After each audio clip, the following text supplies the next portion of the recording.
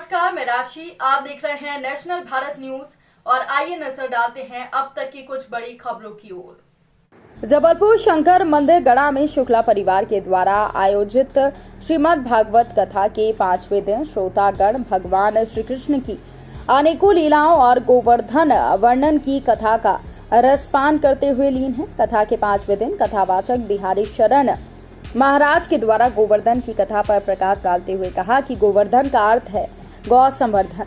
भगवान श्री कृष्ण ने गोवर्धन पर्वत मात्र इसलिए उठाया था कि पृथ्वी पर फैली बुराइयों का अंत केवल प्रकृति और गौ संवर्धन से हो सकता है।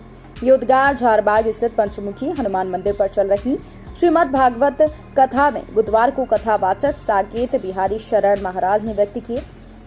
उन्होंने कहा कि अगर हम बिना कर्म करे फल की प्राप्ति करना चाहेंगे तो हमें कभी नहीं मिलेगा। कर्म तो हमें करना ही होगा। कथावाचक ने गोवर्धन पर्वत की कथा सुनाते हुए कहा कि इंद्र के कुपित होने पर श्री कृष्ण ने गोवर्धन उठा लिया था। इसमें ब्रजवासियों ने अपना अपना सहयोग दिया था। श्री कृष्ण ने ब्रजवासियों की रक्षा के लिए राक्षसों का अंत किया और ब्रजवासियों की पुरानी चली आ रही कुरीतियों को के जरिए मिटाने, उन्हें और निष्काम कर्म के जरिए अपना जीवन सफल बनाने का उपदेश दिया। कहने का तात्पर्य है कि जिनमें आस्था के साथ विश्वास और कर्म करने की क्षमता होती है, ईश्वर उनका साथ देते हैं। शुक्ला परिवार के द्वारा कथा प्रेमी जनों से कथा का रसपान करने की अपील की और साथ ही बताया गया कि जहां आस्था के साथ भक्ति होती है वहां ईश्वर स्वयं विवश आते हैं और उसका साथ देते हैं। उन्होंने अपील की है कि इस मौके पर मंदिर प्रांगण में गिरिराज पर्वत की झांकी सजाई गई। 56 भोग लगाकर श्रद्धालुओं को प्रसादी बांटी गई।